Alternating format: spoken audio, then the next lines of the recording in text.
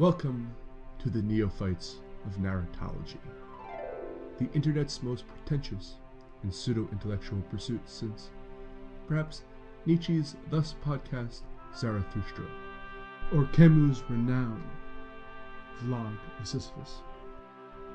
While lesser men aspire to stand on the shoulders of mere giants, we at the Lost Signals will accept nothing less than titans.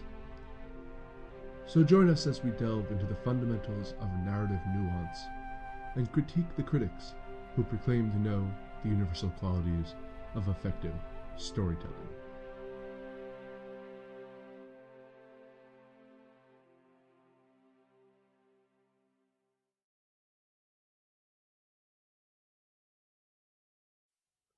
Well, it's October, and we at the Lost Signals are doing our horror month, as it was.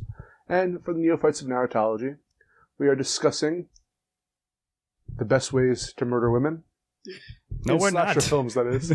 Or no, or the depictions of sex and violence in the slasher horror film. A content analysis of gender differences in the depiction of violence, which is much more... That is what we're discussing. You could have just said sex and violence as well. Yes, that's true. By Andrew Welsh.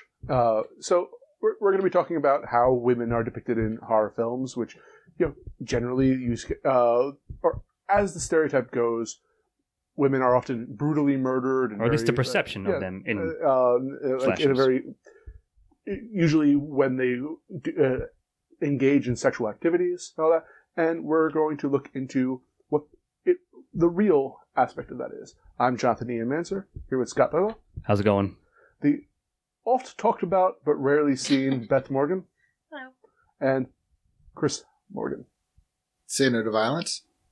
All right. So as I said, I did set this up already. And so Andrew Welsh is going into this study on sexuality and violence in horror films.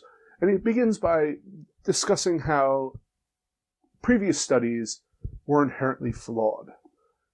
Primarily because they viewed violence in a scene over acts of violence within a scene. So they say...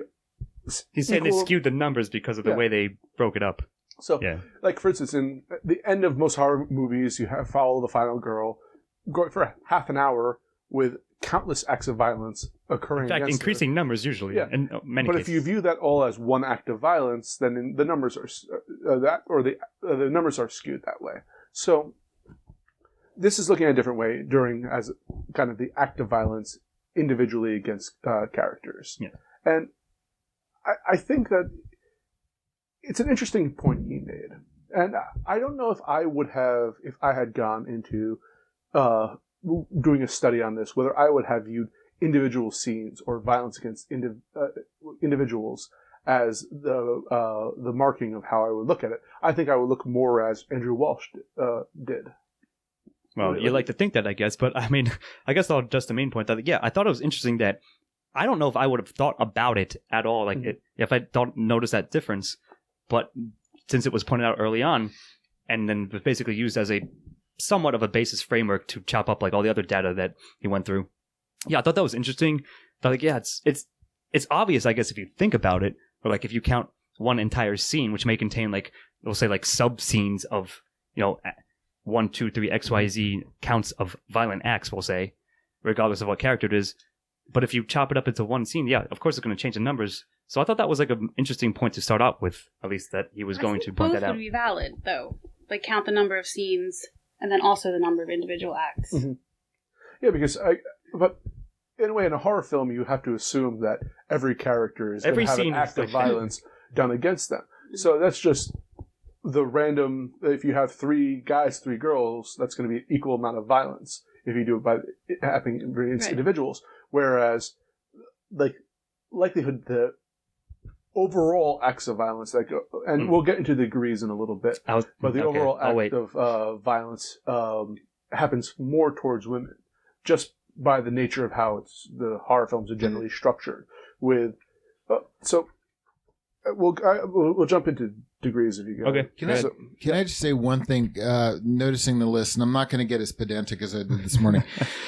Having been a horror movie fan since I was a wee kid and being through the 80s and seeing a lot of these, the one thing I was telling Beth was that he was talking about the slasher films, and I wouldn't consider all these slasher films, but when you talk about Texas Chainsaw Massacre especially, there always seems to be one point in every of the movies where the woman who's ultimately going to survive actually is there and witnesses the family's, how horrible the family is. Like, they're tied to a chair, they're nailed to a chair or something. Mm-hmm. So what I'm saying is... the victims, not the family. No, but this is the one who survives. This isn't...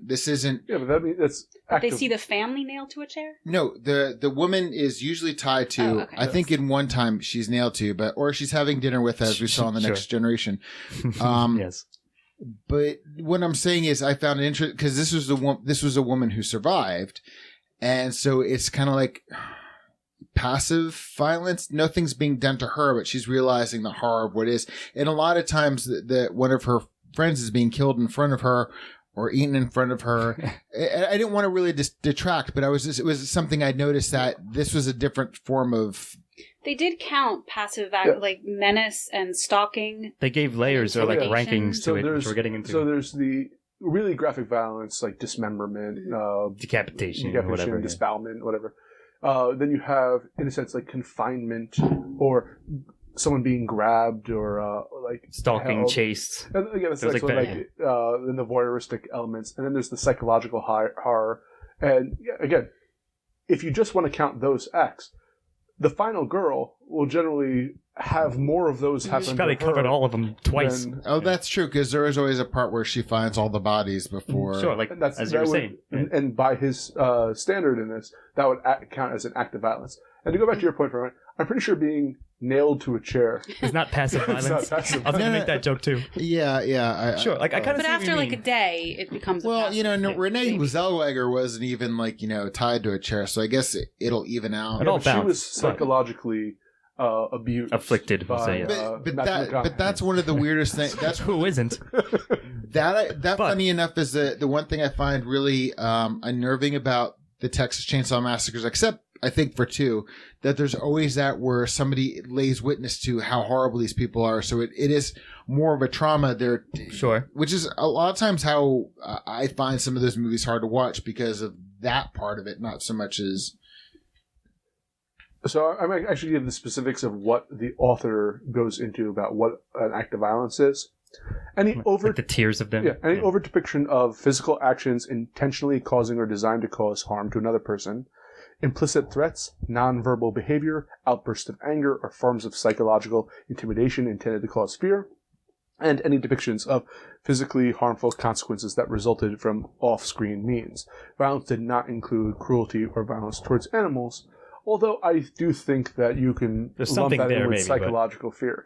If you kill the final girl's the family pet or whatever, and hang it from a doorpost, that's definitely psychological. They didn't have a category for that. Do they actually ever show that violence happening? They show the effect of it. Well, they do say off-screen violence does count.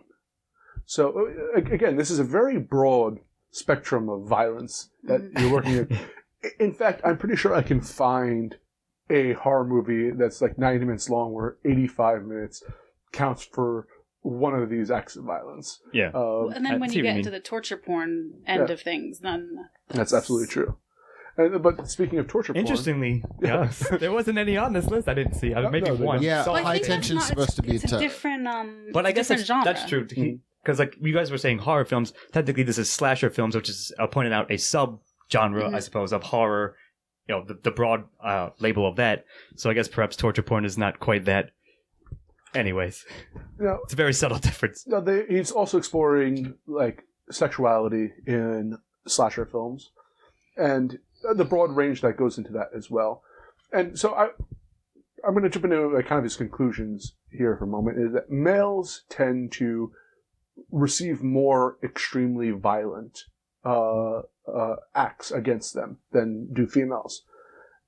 Women, though, but also a shorter time. Mm-hmm. And I think that's the reason is... More brutal, but more graphic is what I have. The more brutal... Less time. Because the man goes outside to see what the noise is and gets killed, while a woman runs from the noise, and for 10 minutes And it's prolonged. Yes. Yeah, sure. But and then you also have the final girl, which like half hour can be taken chasing her down. But like the less violence, over a longer period of time, and much more psychological violence, and or men are more sexualized. brutal. But in sexuality though, the depictions of violence tend to be in the public perception of how women are treated in horror films. I feel that the conclusion says that they're not, in a sense, as violently treated as people think they are. Right. But It does say that, you're right. sexuality-wise, though, is that sexual women, they're the ones who, if there's nudity, it's going to be a female. Almost like 90%, 80% of the case, I believe, is a huge number. And huge they're percentage. the ones that are going to have violence happen to them for having a sex scene in there. Yeah. Although there is that portion of males that happens to as well. Sure, but I mean... The male usually dies. Yeah. It's just not drawn out. Mm-hmm. Yeah. So, So you look at all the numbers, we'll link the article and all so forth, Mhm. but I thought it was very interesting, too, that our perception of slasher films as just being violent towards women isn't quite... It is more it's only true to an nuanced. extent, Yes. but it has a lot more, as you said, nuance I to think the women serve a different purpose because they're kind of there to be watched. Mhm. Like that's why they run around with less clothes, it. so you Sure. can look I believe at. that he does And mention they, that. yeah, he does, and they choose attractive women, Mhm. and so you want to see them, and you don't really want to see them You want them to be on screen as more. damaged as much as you might want to see the men. Like they Mhm. don't chop important bits off the women usually. They don't. Less often than men, sure. They don't. And that's There's not fun. like the rip out the intestine scenes with the women. There's not. It's a different type of. It's like a more. I don't mean like attractive in like a. It's less ugly. Yes. I'm not saying that it's not ugly, but it's less. It's more visceral, bloody perhaps, ugly. we'll say. Sanitized. Yeah. Yeah, which is a weird... Sanitized violence is a weird... I do not mean that the violence is not ugly. We're not It's condoning what it I in any meant. way, per se, sure. Yeah, but It's just like, less visceral. I yeah, would say, we're something like that. more accepting of watching a man get brutally murdered than we Mhm. are of a woman. And in a way, I kind of feel that it's suggesting that we want to see women suffer in a certain extent. And punishing them for like the sexual acts. Again, so it's sort of true to the stereotype, but Not quite in the way most people like think of it or like Mhm. have that perception. For There sure. Like it's been exaggerated a bit. Yes, exactly. Like the reflection of like, for men, promiscuity is an asset, and if you're a woman, you're a whore. Yeah, it's a double standard. Yeah, I was gonna say Sure. But this the is men usually will die for it as well. yes. well, yeah. Just Just sort of in a different way, if you Yeah. will, as we just said. No, but A it's just different that- depiction. No, I'm just speaking of the fact that it's usually the virgin, the early ones, or the one who doesn't have sex is usually the one who Sure. lives. And they point that out too. Yeah, I know. I was just saying that might have been an Well- extension of that. Mhm. To bring up mythology for a moment, it's interesting that the slasher genre generally has a female protagonist, a heroine in it.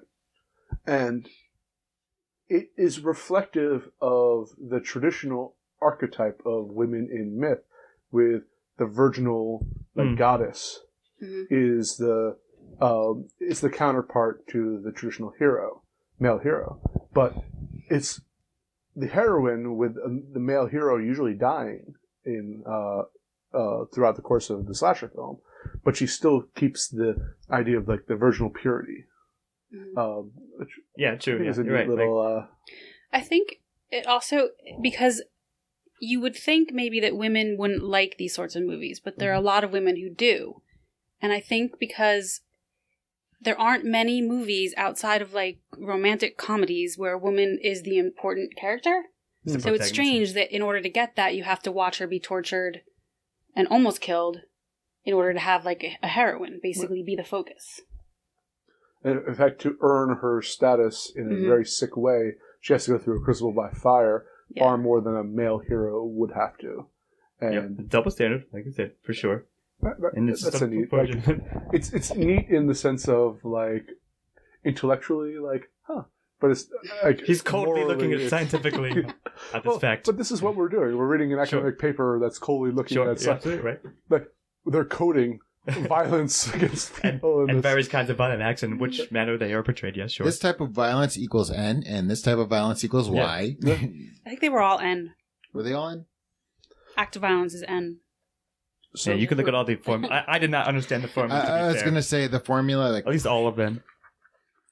So what I wanted to bring up was this was done by a criminologist. And one of the things he brought up with is that the fear that slasher films desensitize people to violence. And especially acts, if the stereotype is true that women are often brutally murdered for sexual acts, it's as a society, it's when we see horrific things happen to women, the fear is that this will desensitize us to that. Do you think after reading this work, do you think that's a valid concern? To an extent. I mean, it's almost psychological effect. Like, shown anything, you'll be desensitized to it, enough times, I guess. Mm. So, while that was contained, I don't want to say briefly, but it was mentioned in the study, I don't know if it was a focal point. To answer your question, I think there's something to be said there, for sure, because you can say it of, almost any, like I said, any act or effect, that's portrayed that you watch as a human and then apply it to societal and cultural standards, I guess. But I'm just not sure, how much weight we should put upon this specific one. I was thinking about, when I was reading this, there's a movie called Wolf Creek. It's been classified as a torture porn, but it's really not. And one of the things is, halfway through the film, you get so caught up in these three characters, all of a sudden you're like, I know something bad's going to happen, but I want this to be a love story. Let's, in other words, so when there were deaths in the movie, if they were just in a lot of these movies, the people are essentially red shirts. Sure. No, you see in slasher films, who's going to die, who's going to live, etc. And what I'm saying, one thing is to me is it's the nature in which these things are done. To actually have character development and get to the point where you don't know who's going to die and that you actually care about these characters is different, because in a lot of these movies that I see on our lists, having seen a lot of them, I knew right away going into it, you're going to die, you're going to die, you're going to die. All right, so you predict it and all. No, my whole point is speaking to desensitization. Yes. Yeah. It depends upon if they set it up or not. I mean, because are you desensitized to something if you already know who in the group is going to live and going to die? I mean, does that even affect your capacity to be desensitized? I mean, going into it, aren't you already desensitized to the movie? So, well, maybe. I mean, it depends who you are. What if you're a kid? That was just a thought I had. Thought I'd share. Yeah, I get you. I think humans are so impressionable and also so malleable that if they are desensitized to this sort of thing after the movie, I would imagine it wouldn't last forever. Because, as I was saying before this podcast, there was a recent study where they showed, I think it was people in Nicaragua who didn't have electricity, so they weren't familiar with the internet. They didn't have a subscription to Cosmo. They showed them pictures of very thin women, model, very thin women. And after that, their ideal woman became thinner. Mm-hmm. But it didn't necessarily last forever. But the effect wore off. Yes. I don't know if the effect, but I imagine it would, because if you can be so affected so quickly, then I imagine you could kind of snap back being seen, looking at other pictures. Yeah, I see what you mean. That's kind of what I was saying. Yes, I agree there's some kind of effect there, but how much does it actually, dig deep into? You know what I mean? I think if you're a slasher film fan, while the constant, when it constantly reaffirming the violence, I think that has a more lasting impact. The idea of that point you're saying about assault, but in America, where they're constantly bombarded with the idea of the skinny female, that does have more potential, lasting cultural impact. So, I guess, I get. Go on, sorry. But I think because the killer doesn't usually survive the movie, or he loses and then he might come back for the sequel somehow, supernaturally. Mm-hmm. But he is punished because he is attacked and hurt, sometimes killed. Eventually somewhat defeated. Somewhat defeated, at least for the time being, until the sequel comes out. But it's not like he's rewarded for it, and usually it's seeing someone be rewarded for that kind of behavior that will reinforce it more than just watching it and then watching someone get punished for it. I agree with that. I mean, it's an interesting question. I'm not qualified really to answer it fully. We need to do more studies on children to show them adult slasher films and see what see what happens. One kid will never see a horror movie. One kid will only see horror movies. Exactly. We'll see which one's the more adjusted individual. But in the long run, I definitely think that. But this is coming from my own personal bias. There, the whole myth aspect of it really has an important role versus necessarily saying that these type of people deserve to die and these people deserve to because live. of X. Yeah, and specifically the sexuality thing. I don't necessarily feel that it's as intentionally social engineering as some people as it think slasher films are to be. Except for maybe Leprechaun in the Hood too. Well, as we know, morality is relative, but there is clearly a line that sometimes you can draw. Check out our Matsuween 2017 playlist for that one. Yeah, Woo. Coming soon. So, but any final thoughts? I mean, no, only that we're not going to solve this problem. But I thought it was an interesting article, well done study from what from the parts that I understood, which are many to be clear.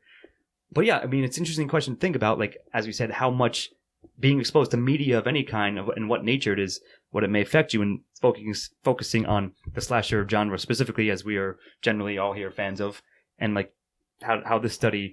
I'm a fan of horror movies. Built on others. Slasher movies are not the ones I choose to watch. Sure. If I have a choice. Okay, yeah, that's completely fair. I just thought of something that I meant to bring up. Is it a hand grenade? Conversation grenade? Yes, in a way. All right. So I was interested a little while back in the idea of the black guy dies first stereotype in horror films. And I actually looked it up. I read a similar paper to this one, which they went through about 50 horror movies. Similar range. So, admittedly, if a minority is in a film, especially with a heavily white cast, they're likely to die. However, it's a stereotype. Like, it doesn't happen very often that they're the first. Way less than you think that they're the first victim is what you're saying, yes. In fact, in one of the early modern horror films, Night of the Living Dead is the last one to die. And that had a whole other overtones than just being Sure. So I found it interesting that they had the stereotype of the black guy dies first as one stereotype, and you have the idea of women being violently murdered in horror films as another stereotype. Why do you think these stereotypes exist? Like, why do you think these the exaggerated are the ones we're versions drawn of to? them? You're Yes. saying, I guess. I guess my quick answer is because the most egregious examples are going to be remembered rather than the ones that aren't. So, like, you remember we discussed this on way back, and even it's an effect that's true of almost anything. You remember the worst and the best, but all the mediocre middle stuff, you just forget about. So, any example that is so extreme, it's gonna be like, oh yeah, it's X and Y, because the examples are remembered way more than the ones that didn't do it. And then if you ever see it repeated, it confirms the fact that it happens every time. Yeah. Yep. Right about that. Hollywood's run by a bunch of white men. I mean, that's funny, but it's a good point. I mean, I hate to sound like cliche, but it's not. But that would be true if it was the truth. But it's not the truth. It's just the perception we have about horror. Yeah, I know, but I mean, how do I say it? Not like the urban legend, but the passing along of that trope, the propagating of tropes. Yeah, yes. Where that began, I don't know, but I was just kind of saying, because white men are in Hollywood. Maybe that's why Leprechaun 2 and Back in the Hood exists. Yeah. But to answer that question again, it's tricky because I'm not we're not necessarily professionals in the way that the study is being done. But I'm just telling you, as a connoisseur of pop culture, that's what I think is somewhat the answer. But the trope of the last girl standing, the survivor is the woman, that they did kind of say that is true. That is true. It's true more often than the other ones. I just thought of a question though. Do you think that's because if the woman dies and the man lives, it's a failure for the man because he didn't fulfill his masculine role of protecting the weaker female. I don't know if that's true. She saw your grenade and raised your grenade, and I like it. Yeah. It's interesting because I think there's something to be said there. We can definitely explore it, perhaps another episode, because it warrants like perhaps a whole conversation.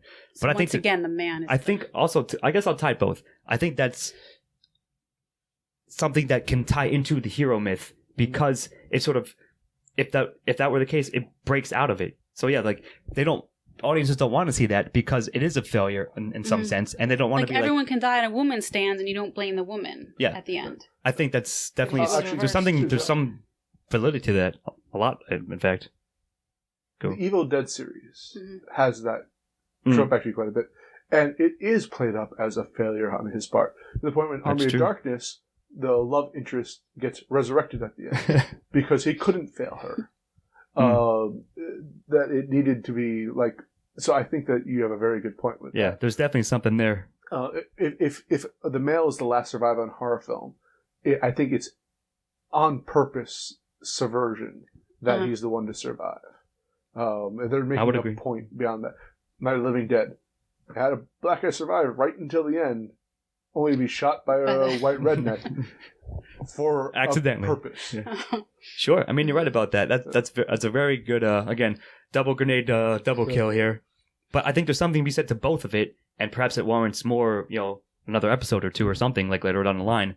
But I do agree that there is something there that we can say is a cultural effect is happening. So I'm going to say this again. Anyone have any final thoughts? I like slashers generally. No, because I was going to say Night of the Living Dead, having, not, I want to say studied Romero, but knowing a lot about Romero, it's really funny. I don't really want to, this is not a grenade or anything, but originally the reason they cast Dwayne Jones is because he was the best out of all the actors. Like, in other words, everybody's crediting it for being like, progressive and so forth. And he goes, that's really nice. But that's even more progressive. Yeah. The fact that he's just like perhaps medically progressive. It wasn't, but the funny thing was, it was a man. Just the ethnicity wasn't described, but it was a man. So there's always that. There is always that. I'm not negating the male thing, but I'm just talking about like in terms of, I just thought it was interesting. All right. So what I got out of this discussion is that there's a lot of shallow stereotypes floating around horror films about race and gender. And there's a lot of really interesting nuance that goes on there too, that is usually ignored. Or not explored as much as it should be. Because we can do these broad brush statements and be satisfied with that. Which, again, at the Neophytes and Narratology, we are not satisfied until we overanalyze something to death. So, happy Halloween. Yes. Happy Halloween until we slash it to death. Good night. Oh, I'm Jonathan Emenzer, here with Scott Thurlow. Good night again, still. Beth Morgan. Good night. And I'm the last girl standing. Yes. And Christopher Morgan. I failed.